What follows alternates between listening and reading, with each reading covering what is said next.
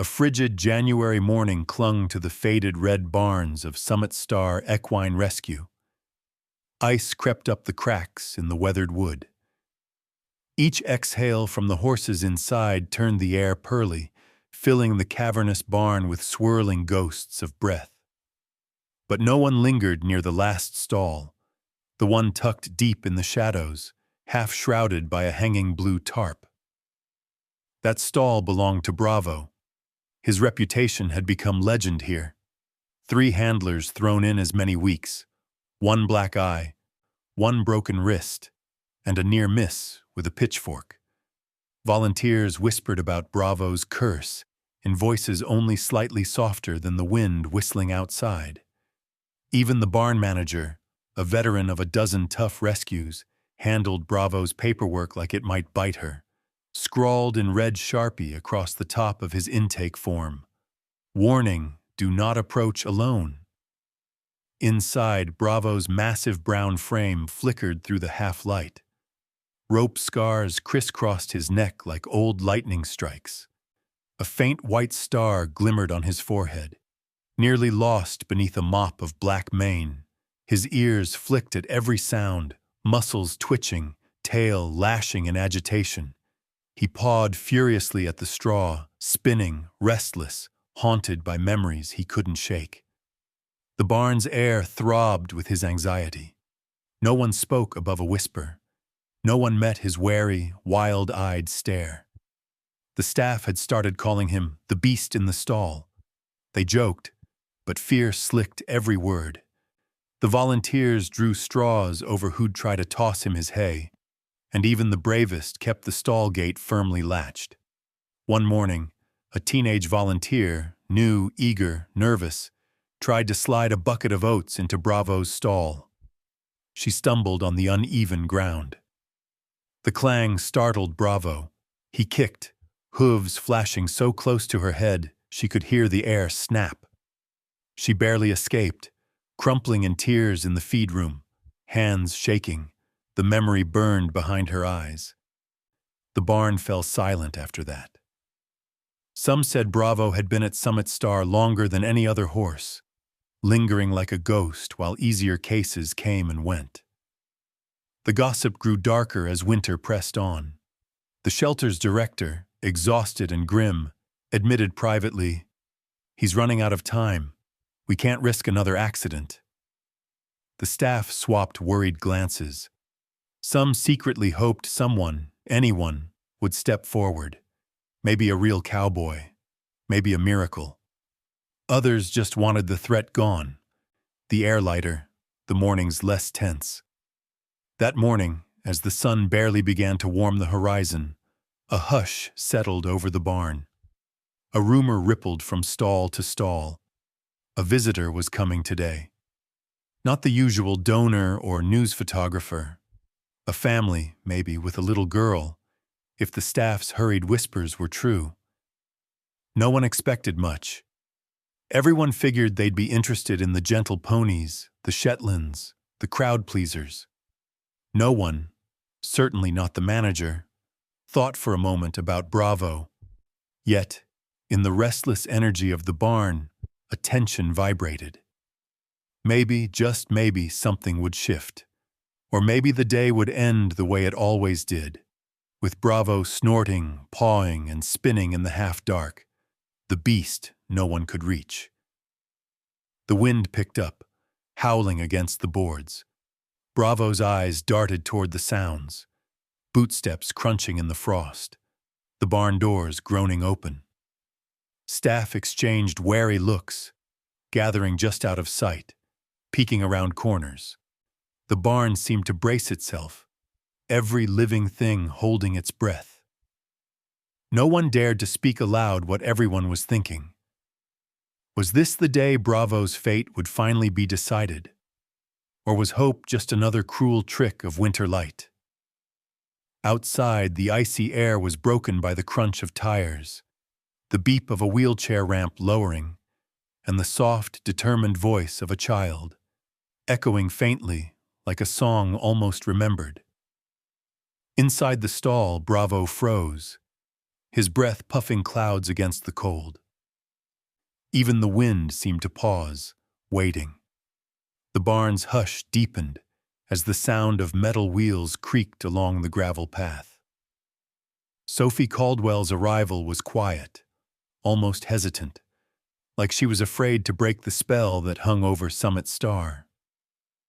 Her mother pushed the wheelchair with gentle care, pausing every few feet to adjust Sophie's scarf, tucking in a stray blonde curl, checking again and again that Sophie was warm enough.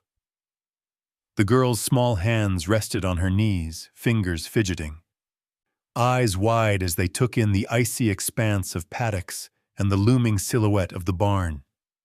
Frost clung to the windows, making everything shimmer like some kind of winter palace. As they entered, the warm, hay-scented air hit Sophie's face. She breathed in deeply, her cheeks coloring from the sudden change. Her mother squeezed her shoulder, and together they moved past rows of horses, gentle-eyed, curious, a few snuffling inquisitively at the unfamiliar visitor. Sophie offered shy, whispered hellos. But as the wheels thudded over a loose plank, a sudden sharp whinny sliced through the barn. At the far end, Bravo's head snapped up, his massive form tensed, muscles bunched and nostrils flaring wide, breath steaming from his mouth like smoke from a dragon. The sound of the wheelchair, the unfamiliar rhythm, sent a jolt through him.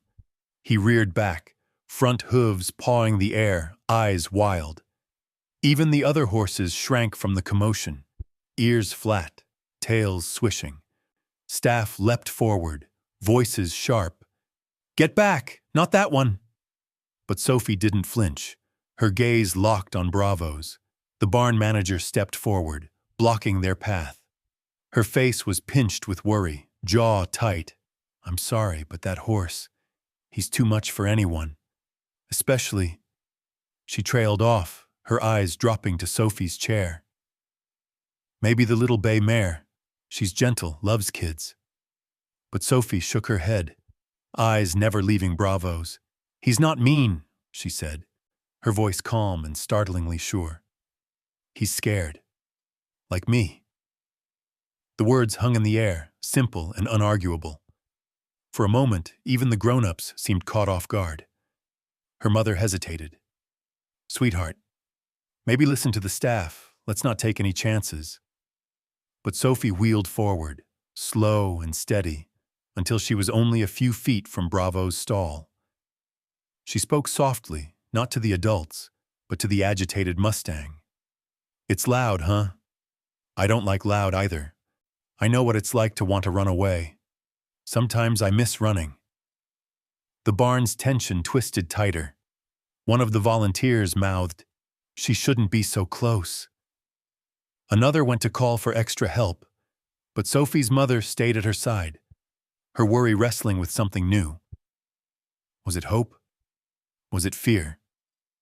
Inside his stall, Bravo stopped spinning. He lowered his head, just a fraction, and his ears flicked forward, catching every word. Sophie leaned in, careful, her voice so gentle it barely reached the other end of the aisle. "They say you're dangerous, but I don't believe it.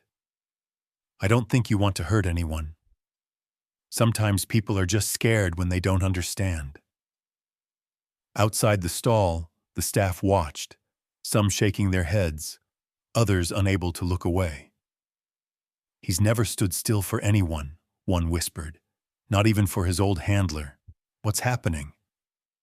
A moment passed, a long, trembling moment where the whole barn seemed to teeter on a ledge. Bravo snorted, pawed the ground, but didn't turn away. Instead, he stared at Sophie, his body taut but not hostile. It was as if something fragile and invisible stretched between them, fear on one side, longing on the other. Sophie glanced back at her mother, her voice catching but steady. "I want to try, Mom. Just let me talk to him, please." Her mother swallowed hard, torn between every mother's instinct to protect and the unspoken plea in her daughter's eyes.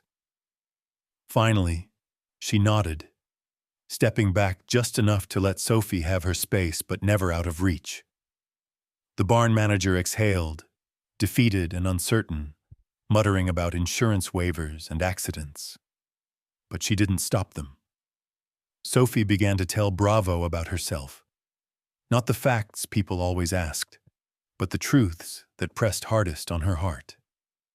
About the accident, about the hospital rooms and the doctors, about being left out at school, about the kids who stared and the ones who didn't know what to say.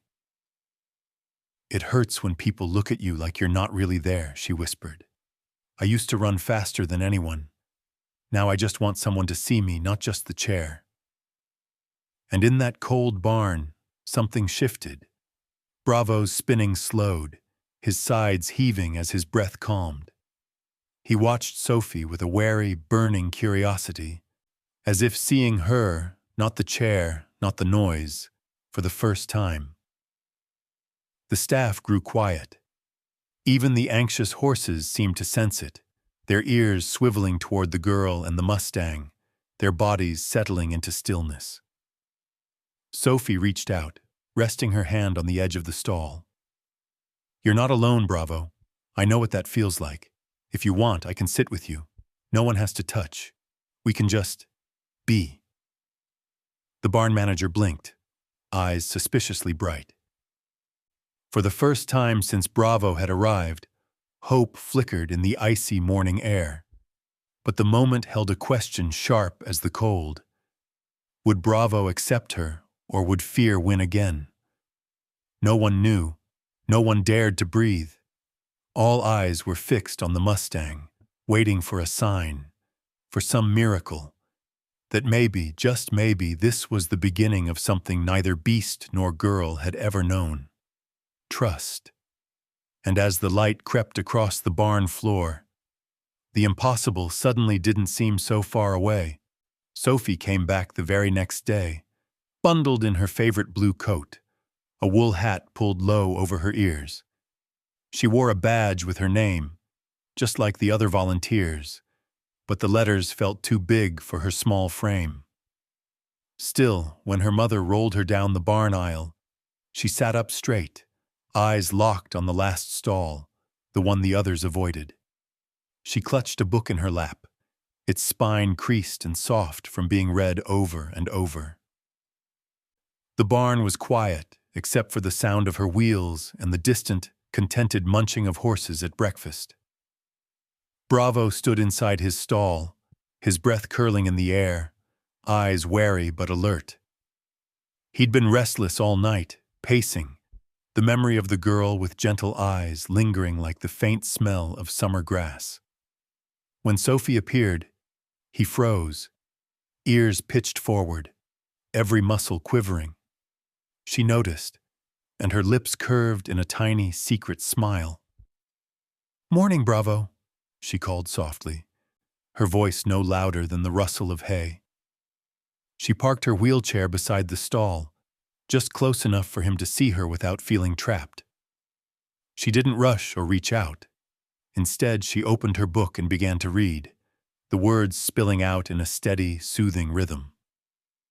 At first, Bravo circled the stall, hooves making anxious thuds on the packed earth. He watched her warily, every turn bringing him closer to the bars. Sophie kept reading, her voice weaving through the chilly air, stories of wild horses, open fields, the feeling of running without fear. She slipped in stories of her own life too, shyly at first, then with growing honesty. She told Bravo about her old soccer team, about the way the grass felt under her sneakers, about the accident and the hospital, and how sometimes, late at night, she still dreamed of running. Bravo's circling slowed. He paused, head low, listening. The barn's usual clatter faded as the other volunteers tiptoed past, watching from a distance. No one wanted to break the spell. Day after day, Sophie returned. Sometimes she read, sometimes she just talked, sometimes she was quiet, letting the silence fill the space between them. Bravo learned the sound of her wheels, the scent of her soap, the bright color of her scarf. He began to wait for her, ears flicking at the first sign of her voice, nostrils twitching for the comfort of her presence. He'd startle at loud noises still, or flinch if someone hurried past.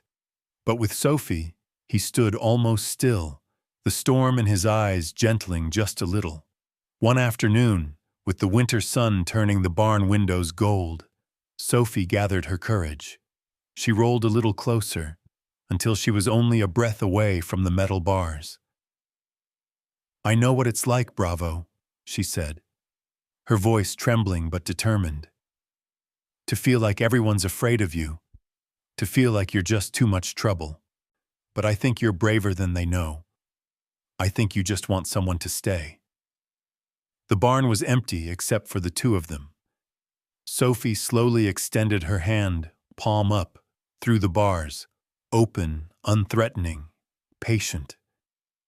She waited, heart pounding, afraid to even blink. Bravo's body tensed. He stared at her hand, then at her face, then back again. The barn was so still Sophie could hear his breaths, quick and sharp. For a moment it seemed as if he'd spin away again, lost to panic. Then, slowly, oh so slowly, he stepped forward, every movement deliberate, cautious.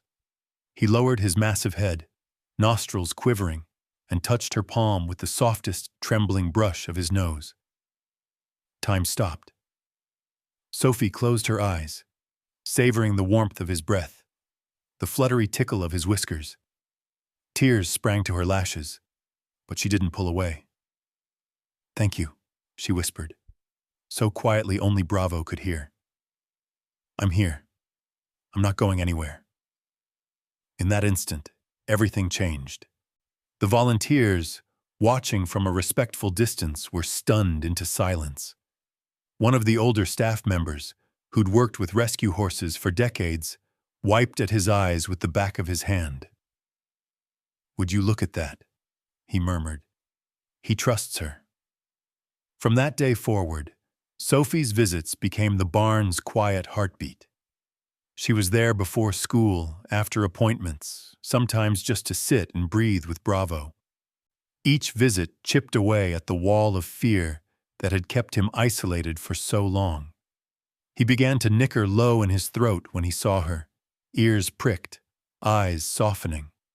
Sophie started to bring small treats, apple slices, carrot sticks, sometimes just her hand, steady and open.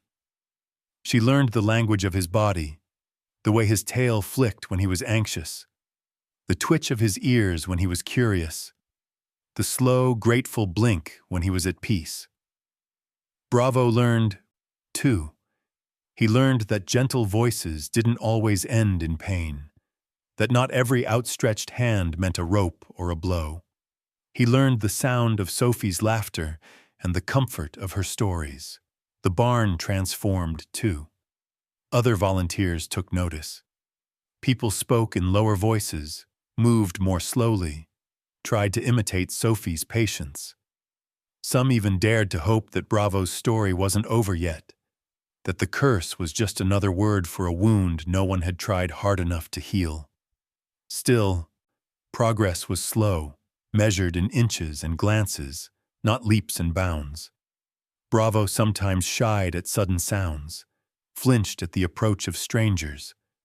But with Sophie, there was a calm, a fragile trust that grew a little stronger every day. As winter dragged on, the barn's silence began to fill with possibility. A horse, once branded as hopeless, and a girl, longing for connection, were rewriting each other's stories. One touch, one day, one shared moment at a time. And for the first time in a long time, hope felt real, and the impossible felt just a little less out of reach.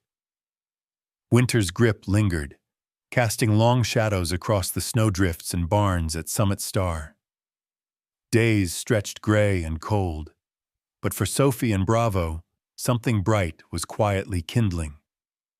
Every afternoon, when school let out or therapy appointments finished, Sophie's mother would wheel her daughter down the uneven barn path, bundled against the chill, cheeks rosy, eyes expectant. The volunteers greeted her with soft smiles now, not the wary, anxious looks of before. Sophie and Bravo had become part of the barn's daily rhythm, a ritual others respected, sometimes even drew courage from. Inside Bravo's stall, the air always seemed a few degrees warmer. Sophie would park her wheelchair by the metal gate, sometimes reading aloud, sometimes humming, sometimes just listening to the soft rumble of Bravo's breath. With each visit, she shared a little more, fragments of her heart that no adult, no teacher, no doctor had managed to reach. "They say I'm brave," she whispered once, "but they don't know how much it hurts, pretending not to care when the kids at school stare, or when my legs ache at night." She told him about the dreams that woke her. Nightmares of the accident, spinning tires, flashing lights, the helplessness that still gripped her on stormy nights. Bravo, for his part, began to wait at the stall door, ears pitched for Sophie's voice, eyes bright with anticipation. He would whinny low and soft as she approached, shifting his heavy body so his forehead, scarred and proud, was even with her outstretched hand. If the barn was busy, if the sounds grew sharp or footsteps hurried, Bravo pressed closer to Sophie, trusting her to be his anchor. Once a startled pigeon flew from the rafters, sending horses skittering in their stalls. Sophie held her breath, certain Bravo would panic. But instead, he pressed his nose gently to her arm, trembling but steady. "It's okay," she breathed. "We're both okay." The changes in Sophie didn't go unnoticed. Her mother watched, sometimes from the corner of the stall, sometimes from just outside the barn, heart swelling with cautious hope. Sophie's laughter returned, quiet at first, then bubbling up when Bravo did something silly, like trying to tug her scarf with his teeth or nuzzling her hair until she squealed. The hollow look that had haunted Sophie since the accident faded a little, replaced by a spark of something fierce and alive. At home, she began talking about the barn all the time, begging to visit even on days when the sky threatened snow or her pain was bad. Her confidence grew in tiny, nearly invisible ways. She asked to help brush Bravo, learned the names of the other horses, even started drawing again, her notebooks filling with sketches of horses wild and free. One late afternoon, as snow sifted through the broken light, an old truck rumbled into the parking lot. A man stepped out, broad-shouldered, in worn boots and a battered hat, his face marked by wind and time. The staff murmured. This was Hank, Bravo's first real handler, a retired ranch hand who'd seen his share of difficult horses. He moved slow, respectful of the barn's hush, but his eyes softened when he saw Sophie by Bravo's side. "Never thought I'd see the day," Hank said, voice gravelly but gentle. He leaned against the stall, watching Bravo nuzzle Sophie's hand. He was a wild thing, back when we found him. Abused, scared of ropes and men, wouldn't let anyone near without a fight. Hank's gaze flicked to Bravo's scars. They tied him up, used him rough, never gave him a chance. Sophie's mother blinked back tears, the pain of what Bravo had endured folding into her own fears for her daughter.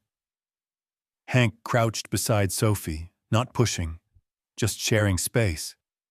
Sometimes, folks think a horse like this can't be saved. But I've seen it, kid. Sometimes all it takes is one person who won't give up. Sophie looked up at Hank, her voice small but sure. He's not dangerous. He just wants to belong. Hank nodded, eyes glistening. So do we all. Days slipped by, marked by slow, patient healing. Sophie opened up about the bullying she faced at school, the kids who mocked her chair, the teachers who tried but didn't really understand. Bravo, sensing her sadness, pressed his warm forehead to hers. Standing so still, she felt his heart pounding through the bars. She told him about missing her dad, about her mom's long hours at work, about how some days it was hard to get out of bed. With Bravo, there was no need to pretend, no need to be brave, just honesty and the comfort of being seen. Sophie's mother grew bolder too. She brushed Bravo's mane, learned how to mix his grain, asked the staff for advice. She watched her daughter glow, shoulders lifting a little higher with every visit. "I haven't seen her like this in months," she confided to the barn manager. "It's like she's coming back to life." The barn, once thick with anxiety, began to feel different, quieter, more hopeful. Other volunteers lingered near Bravo's stall, marveling at the change. "He's not the same horse," one whispered. "Maybe he never was." One evening, as dusk spilled blue across the paddocks, Sophie whispered to Bravo, "We're both different now, aren't we? Maybe that's okay." She closed her eyes, letting herself believe, for the first time since the accident, that healing wasn't just for other people. That hope could belong to her too. And in that soft, golden hour, two wounded souls, one human, one horse, shared a fragile peace, each mending the other, stitch by stitch, story by story, simply by refusing to let go. By the time spring teased the barn with a hint of green and the first thaws cracked the ice along the paddock fence, Sophie and Bravo's bond was something everyone at Summit Star Rescue had come to respect, if not entirely understand. Rumors about the cursed Mustang began to dissolve, replaced by stories of a little girl who, in her own quiet way, was taming a legend. The staff watched Sophie and Bravo with a mix of awe and anxiety. No one dared interrupt their rituals, and even the toughest hands found themselves rooting for them. But with the changing season came change of another kind, one that could not be put off. The director, Miss Ellis, called Sophie's mother into the small, drafty office one gray afternoon. "We have to talk about Bravo," she said, her voice gentle but edged with worry. "We've done all we can, but we can't afford to keep him much longer. He's safe with Sophie, but without her, he falls apart. I know it's a lot to ask, but would you consider fostering him, just for a while, just so we can see if he can handle life outside rescue?" Sophie's mother stared at the worn linoleum, the weight of everything she'd managed since the accident pressing on her. The hospital bills, the physical therapy, her job, now this. A half-wild Mustang with a record of panic attacks, and a daughter who never looked more alive than when she was near him. "I don't know if I can handle both," she admitted, voice trembling. "Sophie needs so much. I don't want to disappoint her. And Bravo, what if something goes wrong?" That night, Sophie sensed the tension. Her mother lingered at her bedside after the lamp was turned off, stroking her hair. Sophie waited until the house was still, then wheeled herself to the window and stared out at the faint lights of the barn across the field. She pressed her palm to the glass, heart heavy with longing and fear. What if Bravo was sent away? What if he lost her, and she lost him? Sleep came late and troubled, but when it did, Sophie dreamed of riding Bravo, free from her chair, wind in her face, the world flashing by beneath hooves and laughter. She felt the Mustang's strength steady beneath her, his mane streaming like a flag, and she knew, with a certainty that stayed even after she woke, that they belonged together. Morning broke with nervous energy. Sophie rolled into the kitchen, voice shy but unshakable. "Mom, can we talk?" She laid out her heart, every worry and every hope, and didn't shy from the hard parts. I know it's not easy. I know you're tired. But I feel different with Bravo. I feel strong, even when things are hard. He needs me, and I need him. Her mother knelt beside her, tears shining. What if I mess this up, Soph? What if I can't handle it all? Sophie shook her head. We'll learn together, like Bravo and me. We don't have to be perfect. We just have to try. The barn staff watched the family meeting from a respectful distance, catching glimpses of the mother and daughter in deep conversation, then laughter, then quiet tears. By midday, Miss Ellis had the paperwork ready, her hands shaking with relief and a nervous kind of joy. No one else could have reached him, she said softly, handing Sophie's mother the adoption forms. You're his best chance. Loading Bravo onto the trailer was a scene etched in everyone's memory. The staff braced themselves for disaster, rearing, spinning, maybe even another accident. But Sophie rolled up, smiling, a pocketful of apple slices in her hand. It's okay, Bravo. I'm coming with you. We're going together. The Mustang hesitated at the ramp, trembling. Sophie spoke softly, repeating the words she'd whispered in the stall so many times before. This time, Bravo inched forward, step by slow step, his great head lowering to nuzzle her hand, as if to say, I trust you. When the trailer door latched behind him, there wasn't a dry eye in the barn. The other horses whinnied in farewell, and a few volunteers lingered, waving as Sophie's mother guided the car out onto the main road. The first ride home was silent except for Bravo's restless shifting in the trailer behind them and Sophie's steady breathing in the passenger seat. Sophie's mother glanced at her daughter, so small and determined beside her, and wondered how she would find the strength. But when they pulled into their modest driveway, and she saw the way Bravo's ears shot up, recognizing Sophie's voice through the open window, she felt a flicker of courage she hadn't known in years. Their backyard wasn't a real pasture, just a sturdy paddock patched together with borrowed panels and a rundown shed for shelter. But to Sophie, it looked like paradise. The family moved as a careful, uncertain team, her mother carrying buckets, Sophie guiding from her chair, Bravo prancing nervously but always coming back to her voice. That first night, Bravo wouldn't let anyone near except Sophie. When she wheeled out before bedtime, he stood sentry by her window, head low and watchful. Later, as Sophie drifted to sleep, she heard Bravo's low, soft nicker through the wall. In her dreams, she rode again, free and whole, laughter and hoofbeats echoing against the sky. And when she woke, Sophie didn't feel alone. She felt like she had taken a leap, one small family, one horse, together on the edge of something brand new. It wasn't perfect, not by a long shot. But as the sun rose over their little house, catching on Bravo's white-starred forehead and Sophie's hopeful smile, it felt, for the first time in a long time, like enough. Like hope was more than just a word. It was a promise, remade every morning, in every brave, uncertain step. Bravo's arrival in Sophie's backyard changed everything. The neighbors peeked through their blinds, wary of the wild Mustang they'd heard stories about.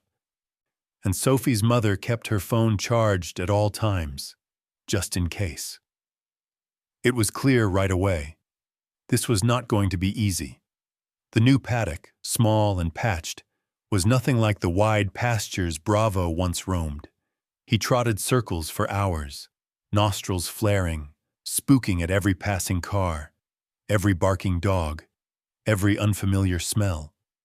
But even with his nerves taut as wires, he never once lashed out at Sophie. When her wheelchair squeaked across the porch, Bravo's head would shoot up, ears flicked forward, muscles trembling, but his gaze softened. He stood at the fence, waiting. The first days were a whirlwind of little victories and setbacks. Sophie's mother learned to fill water buckets and shovel hay, hands clumsy but determined. She Googled horse care late into the night, half panicked and half proud. Sophie, for her part, tried to keep up with her schoolwork, but her heart lived in the backyard. Every free minute, she bundled herself in a hoodie and zipped out to Bravo's side. She read aloud, sang silly songs, and described every color in the sky as the seasons turned. Sometimes she just sat, letting the nearness be enough. But for all her calm, Bravo struggled with the chaos of the new world. He refused food from anyone but Sophie, lips tight and suspicious if another hand drew near.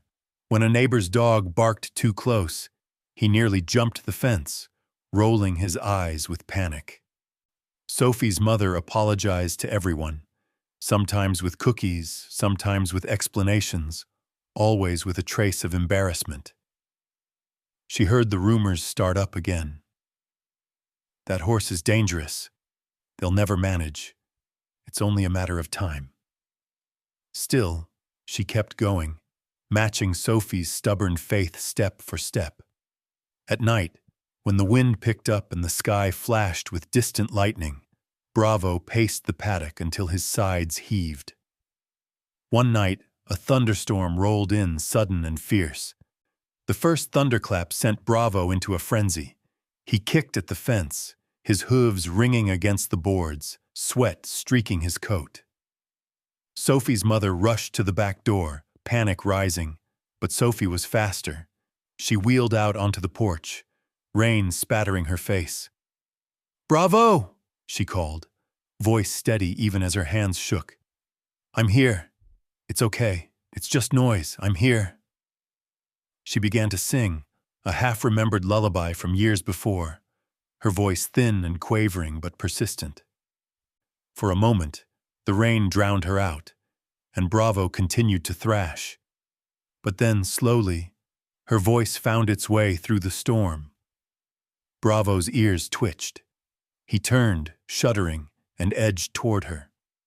Sophie sang on, over the thunder and the pounding of her own heart, and watched as Bravo's panic faded, inch by inch, until he stood pressed against the fence, quaking but still, eyes fixed on the girl who refused to let him be alone.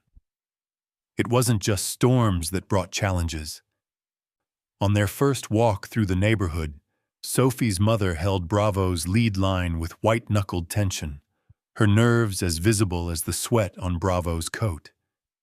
Neighbors stopped to stare, some crossing the street, a few pulling out their phones to snap photos or send worried texts. "Isn't that the horse from the rescue? Is he safe with that little girl?" The question stung, but Sophie kept her head high. When one of the braver kids called out, "He's scary," Sophie answered quietly, "He's not scary. He's just learning, like I did." She stroked Bravo's shoulder, feeling the shudder in his muscles, the way he leaned into her calm. Over time, Bravo began to change, slowly, carefully. He started eating from Sophie's hand again, then from her mother's. The sound of cars grew less terrifying, and the backyard began to feel like home. Sometimes, when Sophie was late coming out, Bravo would stand by her bedroom window, snorting softly, waiting for a glimpse of her face. Then, one afternoon, disaster nearly struck. Sophie was wheeling herself along the side of the yard when her chair caught on a dip in the ground, just at the edge of the old drainage ditch left over from the last big rain. She tried to back up, but the wheels spun uselessly, mud sucking at the tires. She was alone, her mother inside on a call, the neighbors' houses still and silent. Sophie felt her panic rise, but before she could call for help, Bravo whinnied, sharp, urgent. He trotted to the edge of the fence, head low, eyes fixed on Sophie. Then, with a burst of determination, he broke from his routine, nosing at the gate latch with surprising focus. The latch, old and loose from the winter's freeze, popped open. Bravo nudged the gate wide, stepping carefully into the yard. He circled Sophie, snorting, until he found a place where the ground was firmer. Then, with infinite patience, he pressed his broad shoulder against the wheelchair's side and pushed, slow, steady, unyielding. Sophie gripped the armrests, half laughing, half crying, as the chair rolled free. Her mother burst outside at the commotion, heart in her throat, but froze at the sight. Bravo stood protectively between Sophie and the ditch, sides heaving, as if daring anything else to threaten his girl. Sophie looked up at her mother, breathless. "He saved me, Mom. He really saved me."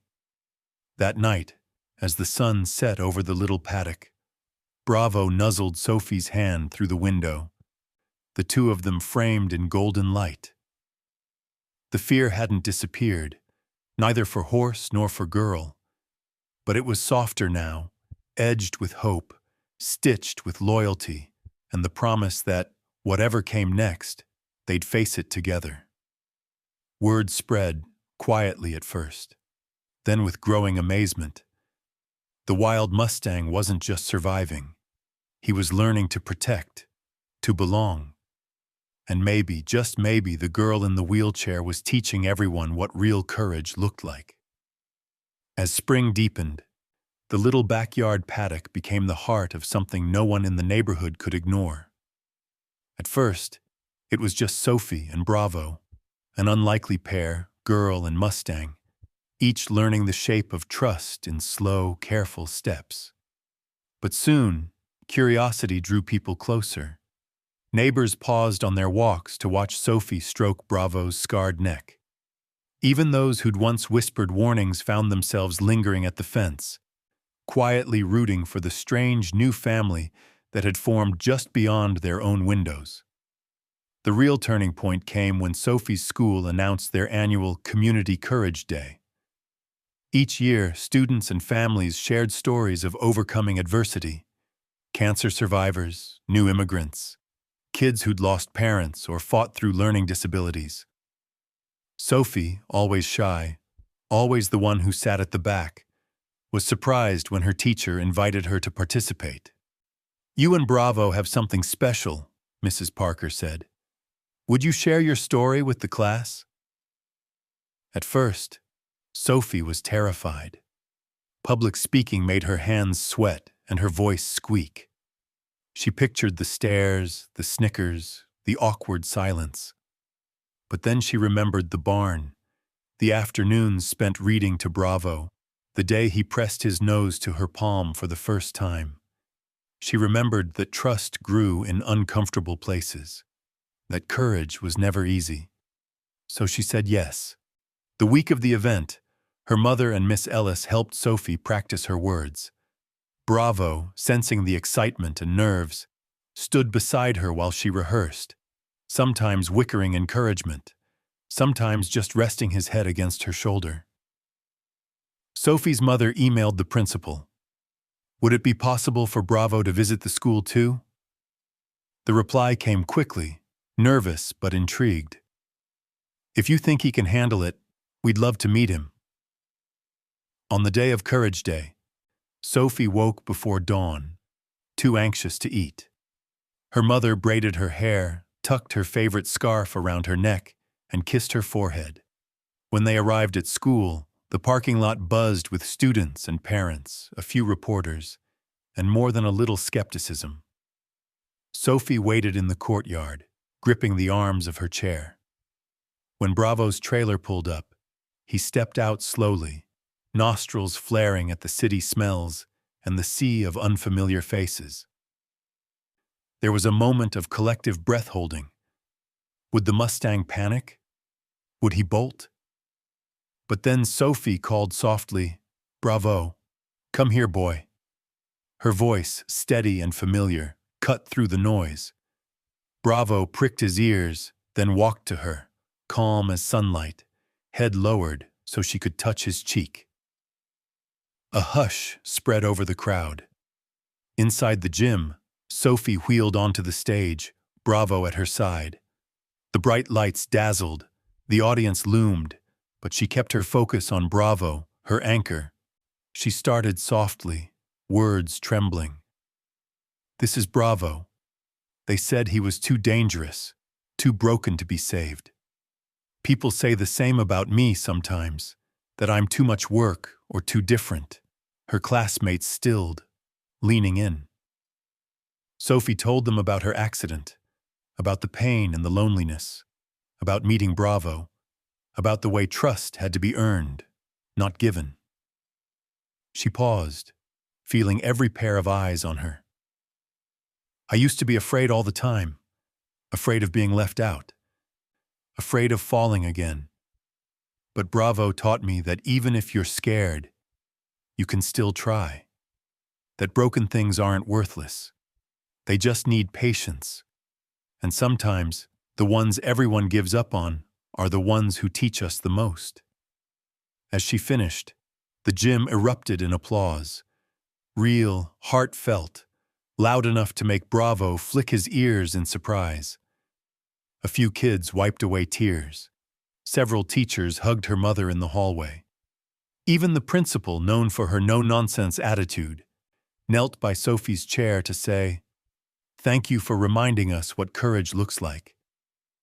After the assembly, a line of children and parents formed in the schoolyard, each hoping to pet Bravo, to see the wild horse who wasn't wild at all when Sophie was near. For the first time, some of Sophie's classmates asked her to hang out at recess, to draw horses with them, or just talk about animals. "You're braver than anyone I know," one whispered. "Can I come see Bravo sometime?" Sophie smiled, her chest aching with a happiness she hadn't felt in ages. The wave of change didn't stop at school. Word spread quickly, first through neighborhood gossip, then on local news. The story of the Mustang and the girl in the wheelchair inspired more than a few families to visit Summit Star Rescue, hoping to volunteer or even adopt. Some of the toughest horses, the ones everyone called problem cases, found new homes with people willing to listen, willing to try. Sophie's mother started a support group for parents of kids with disabilities, meeting under the big oak tree beside the paddock while the children helped brush Bravo and his friends. The school's student council voted to make animal rescue their charity of the year, launching bake sales, car washes, and a readathon. Sophie's classmates led the charge, designing posters with slogans like, "Every horse deserves a second chance," and "Courage rides with us." Miss Ellis, seeing the flood of donations, wiped away tears as she ordered new blankets and feed for the rescue. Most surprisingly, Bravo began training as a therapy horse, always under Sophie's careful guidance. Timid children, those who flinched from loud noises or struggled to make friends, found solace at his side. One little boy, silent since his father left, spoke his first words in months as he stroked Bravo's neck. "He's not scary. He's just like me." By summer, Summit Star felt transformed, a place that buzzed with laughter and hope instead of rumors and fear. Sophie and Bravo, once outsiders, had become the heart of a growing, healing community. The girl who never wanted to stand out found herself at the center of something beautiful, not because she was different, but because she refused to give up. The Mustang, who'd been labeled dangerous, now wore a garland of wildflowers, patiently letting children braid his mane and whisper secrets into his ear. And Sophie, wheeling beside him through sunlit fields, finally knew the answer to a question she'd carried since her accident. Healing doesn't happen in isolation. It happens in the open, where courage meets kindness, again and again. The Colorado summer brought endless blue skies and long golden afternoons. Sophie and Bravo had settled into a routine that felt almost ordinary: school, afternoons at the barn, weekends helping at Summit Star Rescue. But underneath that new normal, a quiet anxiety lingered. Everyone who loved Bravo knew one real crisis could change everything. In rescue, trust was hard won but easily shattered. The test came on a Saturday in July, when the whole neighborhood gathered for the Maplewood Summer Fair, a small-town tradition held in the field beside the elementary school. Booths lined the edges with lemonade and cotton candy, and the grassy lot swarmed with kids racing between games. Sophie was excited. It was the first time she'd been invited to something like this since her accident. Her mother signed her up for the Courage and Companions demonstration, where Sophie and Bravo would show the crowd how trust could change even the most unlikely pair. The morning was perfect, the air sweet with the smell of popcorn and fresh-cut grass. Sophie's friends from school greeted her with smiles, a few already wearing homemade Team Bravo pins. Bravo, brushed until his coat gleamed, wore a purple halter with wildflowers braided into his mane by Sophie's classmates. Even the skeptical neighbors, the ones who had once muttered about dangerous horses, crowded around the paddock to see the Mustang who'd become a town legend. Sophie was nervous, but she hid it well, stroking Bravo's neck as the crowd pressed closer. She whispered, "We've got this, buddy. Just you and me." Bravo snorted, nostrils flaring at the noise and the scents. Fried dough, sunscreen, laughter.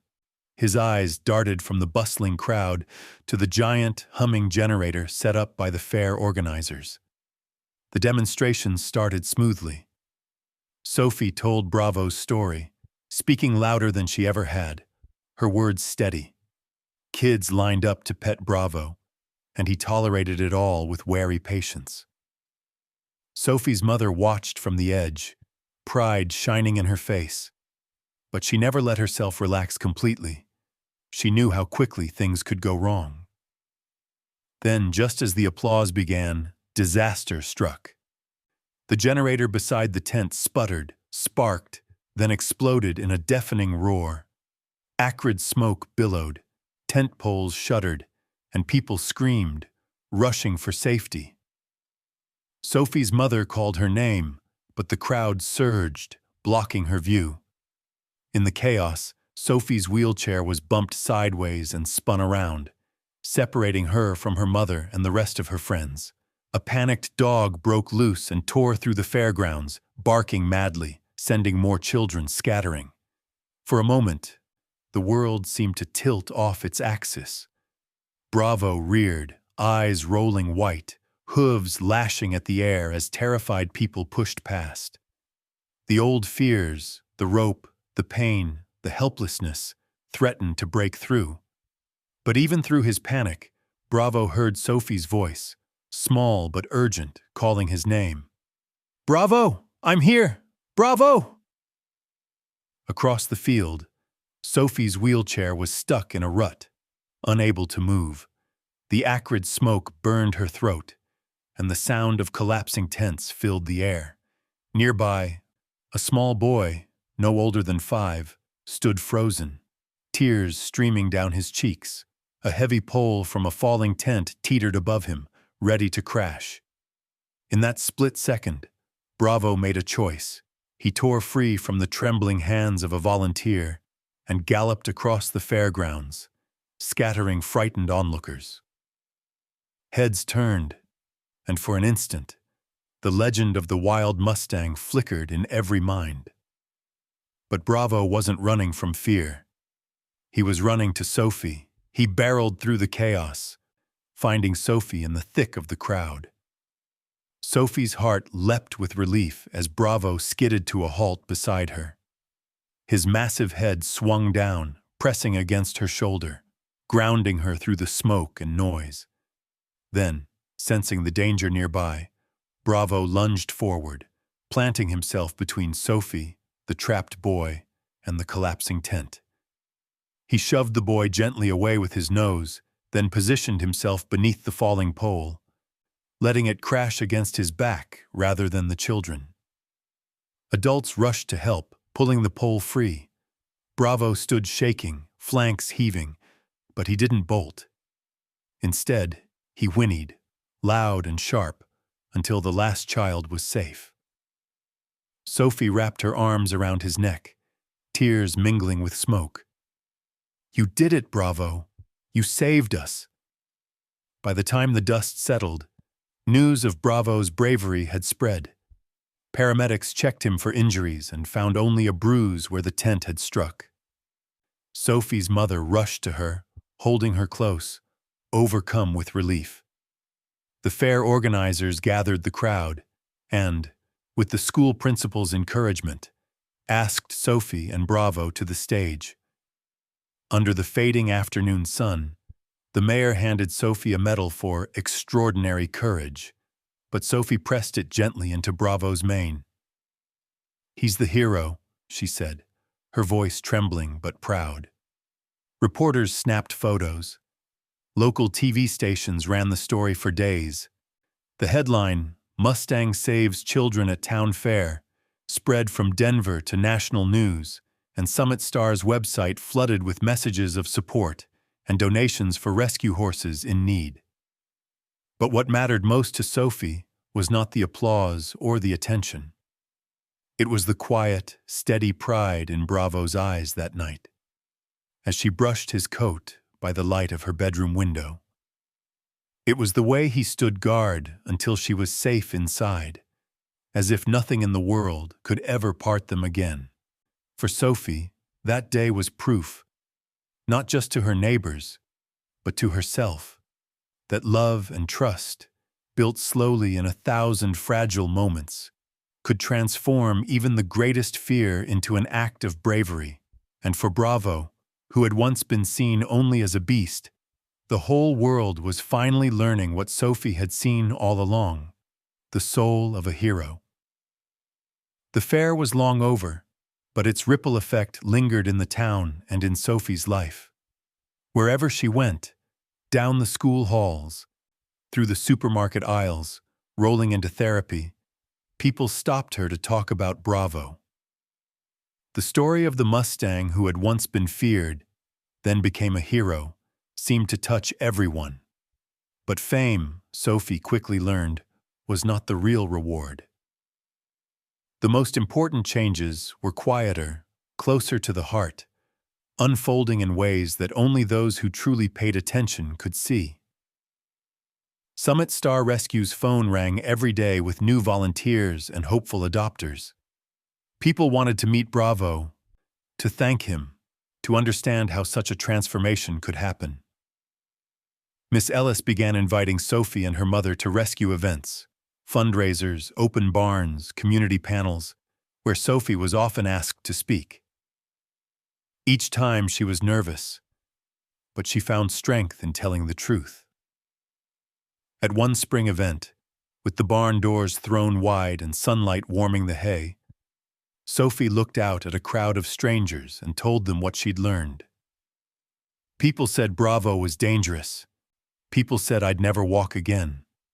They called us broken. But those words never told our whole story. Courage isn't about being fearless. It's about showing up even when you're scared, and not giving up on yourself or on someone else, just because it's hard. The crowd listened closely. Sophie's mother stood in the back, hands clasped tight, watching her daughter become a quiet leader. Sophie spoke of the days she'd wanted to quit, the times she was bullied, and the moments she felt invisible, until Bravo saw her and she saw him, and together they made their own kind of family. One afternoon, after another long day at the rescue, Sophie sat beneath the old oak, journal in hand. She watched Bravo doze in a patch of sunlight, his breathing slow and deep, and wrote in careful script, "I think everyone is afraid, but most of us try to hide it. When Bravo was scared, everyone called him dangerous and kept away, so his fear just grew. I know how that feels. But when someone finally tries to understand you, really listens, everything starts to change. I was scared too, but he taught me to be brave. Brave enough to trust. Brave enough to stay." Her mother sometimes read these entries, tears gathering quietly at the corners of her eyes. They spoke at home of how labels, damaged, troublemaker, hopeless, never fit what mattered most. "We all have scars," her mother said one evening. "But it's what we do with them that makes us who we are." Bravo, too, seemed to sense his new role. He was gentler with other horses, softer with strangers. At one rescue open house, a little girl, no older than 6, stood alone by the edge of the paddock, tears streaking her cheeks. Her mother explained in a whisper. She was painfully shy, terrified of animals after a neighbor's dog had knocked her down. Sophie, remembering her own worst days, knelt beside the girl and told her Bravo's story. He was scared, too. He still is, sometimes. But he's learning to be brave. Would you like to try? Bravo walked over, slow, cautious, never crowding. He lowered his massive head, nostrils flaring as if to say, "I see you." The girl reached out, trembling, and Bravo waited, patient as sunrise, until her hand settled on his warm nose. She smiled through her tears, her mother smiling too. Sophie felt her heart swell. This was what healing looked like. Not just for Bravo, not just for herself, but for anyone brave enough to reach out. The school, inspired by Sophie and Bravo, started new clubs, kindness crew, animal friends, groups where differences were celebrated, not hidden. Sophie's classmates raised money to buy supplies for Summit Star. But more importantly, they started to see each other differently. The girl in the wheelchair, once an afterthought, was now someone they turned to for advice, for comfort, for friendship. Sophie's mother, once so tired and scared, found purpose in helping others. She volunteered at the rescue, joined panels for parents of children with disabilities, and slowly, she and Sophie became known as people who would listen, really listen, to anyone's story, no matter how messy or difficult. In her own life, Sophie realized the most powerful lesson of all, that courage was an act of faith, a willingness to open your heart and let yourself be seen, scars and all. She saw how easy it was for fear to disguise itself as anger or silence, how easy it was for labels to become cages, but she also saw, every time Bravo nudged her, or a shy child reached out, or her mother laughed again, that healing was possible, not just for one, but for everyone willing to believe. That summer, Sophie and her mother were invited to share their story at a citywide rescue conference. The crowd was full of professionals, trainers, teachers, doctors, counselors, all experts in their fields. Sophie, small and unassuming in her chair, spoke last. She told them, "Don't give up on the ones who seem hardest to reach. Don't give up on yourselves either. Sometimes the bravest thing you can do is just stay. Stay through the hard parts. Stay when it's awkward. Stay until hope grows." The applause that day was warm, but what mattered most was the quiet line of people who waited after to thank her, to ask about Bravo, to say they'd try a little harder with the next scared child or troubled horse. Sophie realized then that their journey, the hard parts, the setbacks, the doubts, had become a gift for others, a map for finding hope when hope seemed impossible. And so, as summer days stretched long and bright, Sophie and Bravo, wounded but healing, continued to teach by example that redemption is real, that community is built one act of kindness at a time, and that the stories we choose to believe about ourselves and each other can shape a better world. Years slipped by, soft and steady as wind through prairie grass. Seasons changed. Trees along Sophie's street grew taller, and the scars on Bravo's neck faded to pale lines beneath a salt and pepper mane. Time touched everything, but the heart of Sophie's story, her unbreakable bond with Bravo, remained a living, breathing proof that hope, once planted, can outgrow even the deepest wounds. Sophie grew up, as all children do, but never outgrew her devotion to the horses at Summit Star Rescue. The wheelchair stayed with her, a fact of life rather than a burden, and the years of struggle became the roots from which her compassion flourished. By the time she turned 16, Sophie was a fixture at the rescue, training new volunteers, greeting nervous adopters, and always keeping Bravo at her side. He was grayer now, a little slower, but still proud, still fierce in his gentleness. On a crisp autumn day, with sunlight slanting through yellow leaves, Summit Star hosted the first Hope Parade, a celebration for families who had adopted unadoptable animals. Horses, dogs, even a few goats marched or shuffled down Main Street. Sophie led the way in her wheelchair, Bravo at her left hand, a garland of wild sunflowers draped over his strong neck. The crowd cheered, not because everything had turned out perfect, but because everyone there had known fear, known doubt, and had chosen hope anyway. Sophie's speech at the parade's end was simple. She wore a blue scarf, the same color as the one she'd worn her first day at the barn, and her voice, once hesitant, carried across the crowd. Bravo showed me that broken doesn't mean hopeless.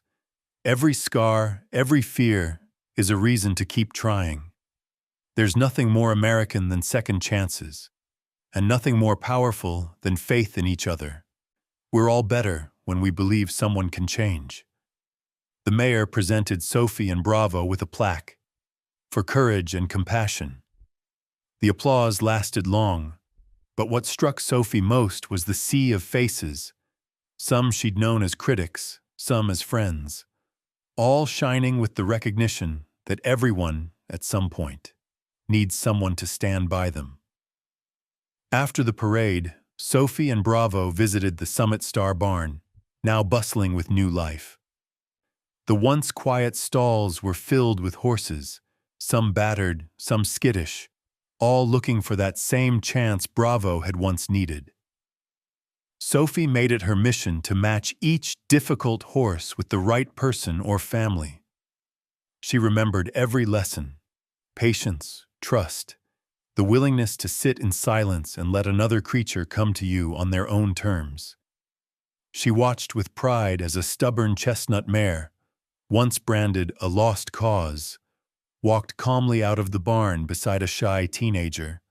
She saw a one-eyed gelding lower his head for a girl with a stutter, both of them finding comfort in each other's company. Sophie understood now that healing was never a single act, but a series of small choices, repeated day after day. Bravo remained her companion, and her reminder that love built in hardship endures. On quiet evenings, they'd walk together along the fence line, Bravo's gait slow and steady, Sophie's wheels crunching in the gravel. Sometimes they were joined by a string of children, each with their own wounds, their own hopes, their own animals. Sophie made sure to tell them all, "You are not alone. You never have to be." Summit Star became more than a rescue. It became a place of gathering, a home for second chances, for animals, for people, for dreams once set aside. Sophie's mother helped organize support nights for families, and Miss Ellis, her hair now white, called Sophie her miracle maker. Even the skeptical old ranchers tipped their hats as Bravo passed, pride and humility twining in their smiles. Years later, as sunset burned the sky, Sophie wheeled to the top of the pasture, Bravo lumbering beside her, his muzzle silvered with age. They paused, side by side, watching the shadows stretch long across the hills. Sophie took a deep breath of the crisp autumn air, feeling the quiet certainty that they had changed not just each other, but the world around them. In the hush, Sophie pressed her forehead to Bravo's, and he nickered softly, the same low, trusting sound he'd made that very first day. She remembered what her mother had told her so long ago. True legacies are built on small acts of faith and love, repeated every day. Sophie now saw the truth in those words. It wasn't the medal or the news stories, or even the parade that mattered most. It was the morning Bravo waited for her at the gate. The afternoons spent sitting quietly with a scared new arrival, the courage to show up again and again, even when hope seemed out of reach. Sophie smiled, eyes stinging with gratitude and memory. "We did it, Bravo," she whispered. "We really did." And she knew in her heart that America's promise, the belief that no matter how wounded, every life deserves a new chapter, lived on through them. As the last light faded, Bravo leaned close, his warmth steady against her shoulder, and Sophie closed her eyes, content. Together at sunset, girl and horse, they were living proof that healing is always possible, and hope, like love, never has to end.